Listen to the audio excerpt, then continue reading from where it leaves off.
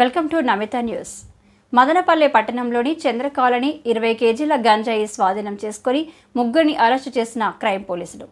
అన్నమయ్య జిల్లా ఎస్పీ విద్యాసాగర్ నాయుడుకు రాబడిన సమాచారం మేరకు క్రైమ్ ఇన్స్పెక్టర్ చంద్రశేఖర్తో టీం ఏర్పాటు చేసి పట్టణంలోని చంద్ర కాలనీలోని భాగ్యమ్మ ఇంట్లో ఉన్న 2.5 లక్షల రూపాయలు విలువ చేసే 20 కేజీల గంజాయిని స్వాధీనం చేసుకుని భాగ్యమ్మ, అనిల్, శివమ్మ అను ముగ్గురు నిందితులను అరెస్టు చేసినట్లు, భాగ్యమ్మపై గతంలో గంజాయి కేసు ఉండడంతో పీడీ యాక్ట్ నమోదు కొరకు జిల్లా కలెక్టర్కు ప్రతిపాదనలు పంపామని, గంజాయి కేసు నమోదు చేసిన ముగ్గురు ముద్దాయిల స్థిర ఆస్తులు అటాచ్మెంట్ కొరకు సబ్ కలెక్టర్కు ప్రతిపాదనలు పంపినట్లు తెలిపిన డీఎస్పీ కొండయ్య నాయుడు.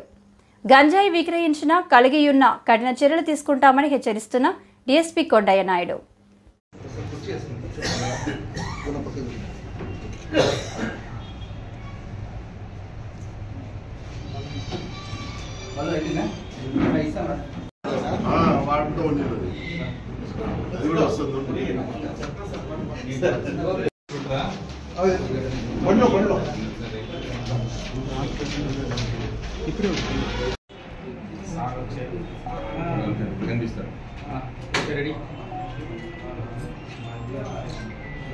కనబడుతుంది కరెక్ట్ కూర్చో.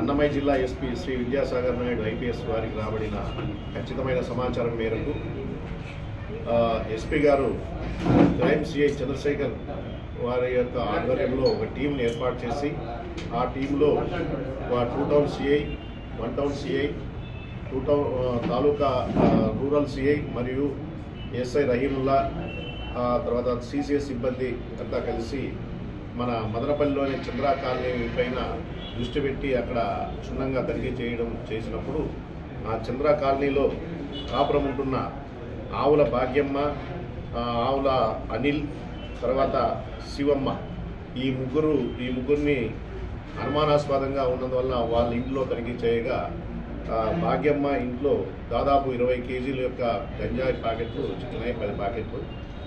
వాళ్ళని క్షుణ్ణంగా విచారించిన మీద ఇవి ఎక్కడి నుండి తెచ్చినారంటే వైజాగ్ నుంచి తెచ్చామని చెప్పారు.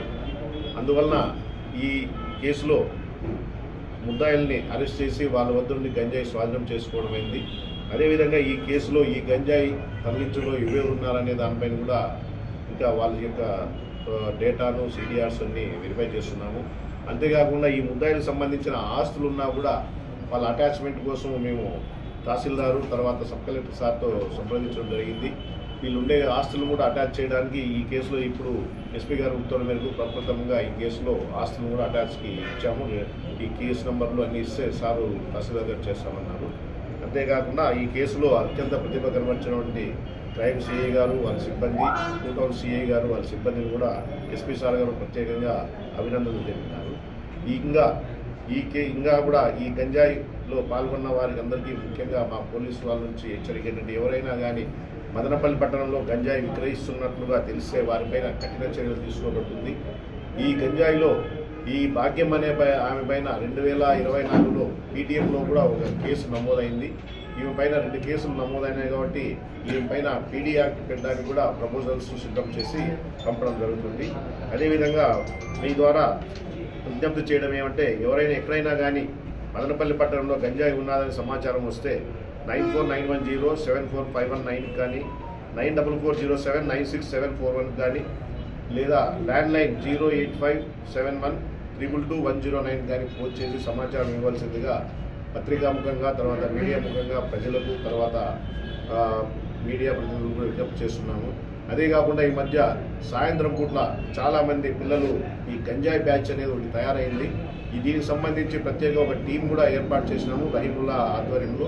ఆ టీం కూడా ఎక్కడైనా కానీ ఏ పిల్లలు కానీ గంజాయి తాగినారు వాళ్ళు వాసన వచ్చినా కూడా వాళ్ళు పట్టుకొచ్చి వాళ్ళు కౌన్సిలింగ్ చేసి ఫస్ట్ అఫెన్స్ అయితే వదిలిపెడతాము, లేదా 200 మంది కేసులు ఉంటే కూడా ఫైండ్ అవుట్ చేసి వాళ్ళపైన చర్యలు తీసుకుంటామని ఇందులో మీకు